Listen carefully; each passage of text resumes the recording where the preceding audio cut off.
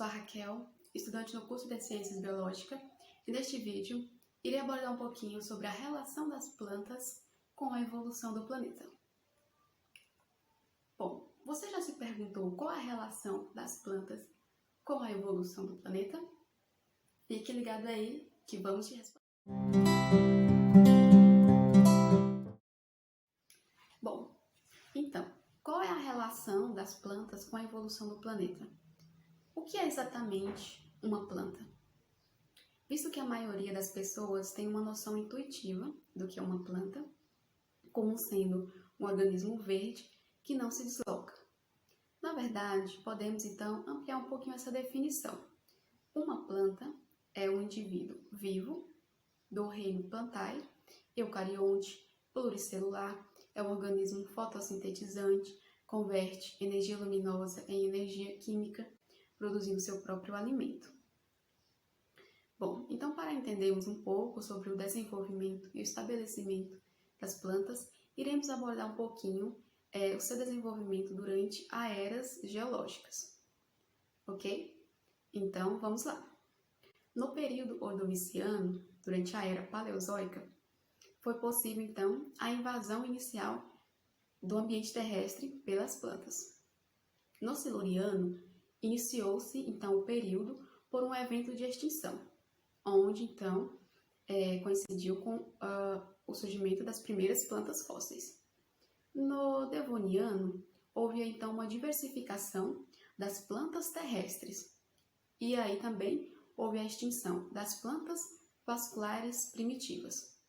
No Permiano, originou-se as coníferas, as cicadófitas e as ginkgos. No Triássico, as florestas de gimnospermas e samambaias passaram-se a se desenvolver. E durante o Cretáceo, houve o desenvolvimento das angiospermas. No Oligoceno, houve o surgimento de muitos gêneros atuais de plantas. Bom, e no início da história evolutiva, os principais organismos fotossintetizantes, eles eram células microscópicas. Elas flutuavam abaixo da superfície das águas e eram iluminadas pela luz solar. Assim, as plantas elas tiveram que enfrentar alguns desafios na transição de algas aquáticas para as plantas atuais. Assim, as plantas elas utilizaram estratégias para a sua adaptação no ambiente terrestre, como o desenvolvimento da raiz, a qual tem a função de ancorar a planta ao solo e coletar a água necessária para a manutenção do corpo da planta, consequentemente, então, para a fotossíntese. E o desenvolvimento do caule, que serve, então, de suporte para os princípios órgãos fotossintetizantes, que são as folhas. Houve também o desenvolvimento da epiderme, que é uma camada mais externa de células que reveste todas as porções aéreas da planta, que é diretamente envolvidas aí nos processos de fotossíntese, e é coberta por uma cutícula. Assim, a planta ela desenvolveu essas estruturas, que é a cutícula, que previne a perda de água, porque ela é previda de cera. Contudo, a cutícula ela também tem a função de prevenir as trocas de gases entre a planta e o ar circundantes, as quais são necessários tanto para a fotossíntese quanto para a respiração. Bom, as células reprodutivas das plantas elas estão protegidas dentro de estruturas pluricelulares e nas plantas com sementes, os embriões eles estão protegidos por envoltório resistente. Todas essas características elas são adaptações para a existência de organismos fotossintetizantes no ambiente terrestre, favorecendo então a sua adaptação no ambiente. Bom, há uma certa dificuldade ainda para a definição dos possíveis ancestrais das plantas existentes. E isso é devido ao registro das algas né, serem incompletos e não apresentarem as formas de carapaça ou tecidos mais resistentes que podem ser encontrados nas plantas atuais.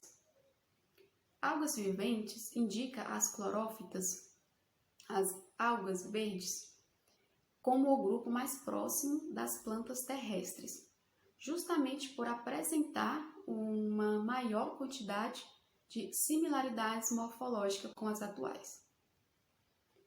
Hoje sabemos, né, o quão é importante a existência das plantas para a vida no planeta.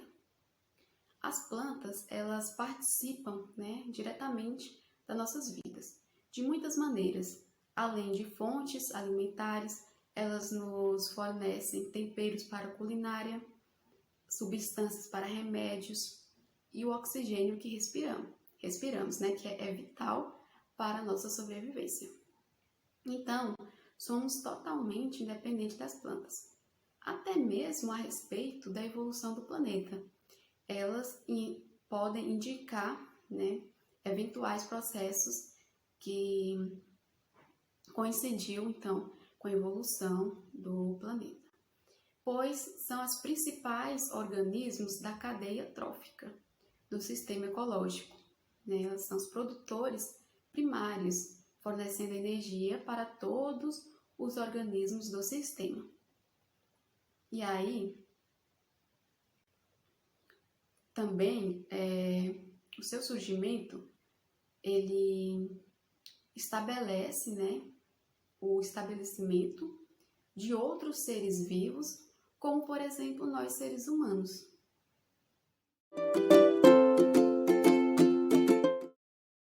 Aí, galera, eu sou Luísa, estudante do curso de Biologia da Universidade Federal do Oeste da Bahia, e vou começar fazendo uma pergunta para vocês.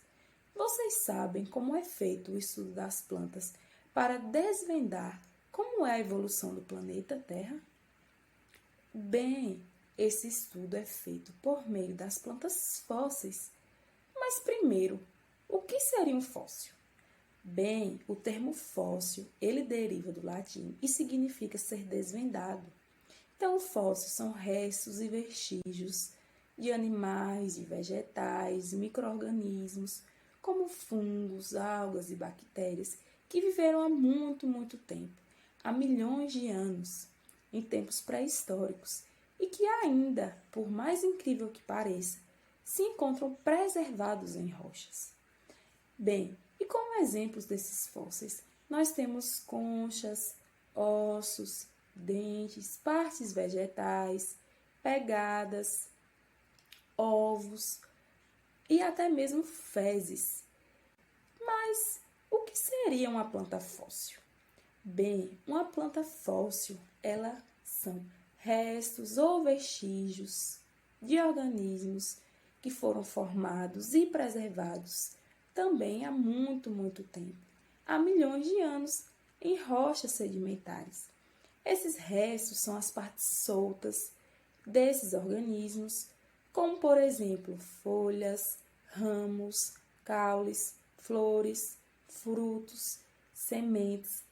E esses fósseis são classificados como fósseis corporais, pois eles faziam parte do corpo da planta como um todo.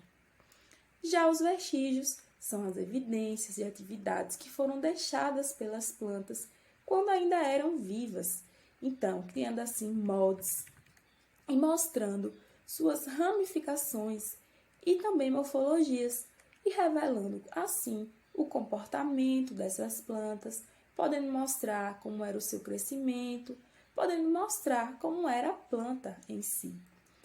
Bem, e essas plantas fósseis, vocês consideram elas como importantes? Vocês acham que são importantes para a sua vida?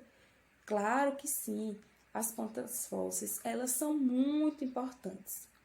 Elas são importantes porque permitem que a gente compreenda o funcionamento ambiental do passado, como ocorreu a origem, a diversificação e a evolução das plantas por meio das idades geológicas. E é possível também reconstruir o ambiente do passado, o clima, por meio dos estudos das plantas fósseis. Existe até uma área específica para esse estudo. E essa área ela é conhecida como paleobotânica, muito utilizada, de grande importância, uma importância fundamental para compreender como se deu o estudo dessas plantas. Então, por meio da paleobotânica, conseguimos fazer uma identificação, conseguimos saber como aqueles fósseis eles se preservaram, por que eles estavam ali.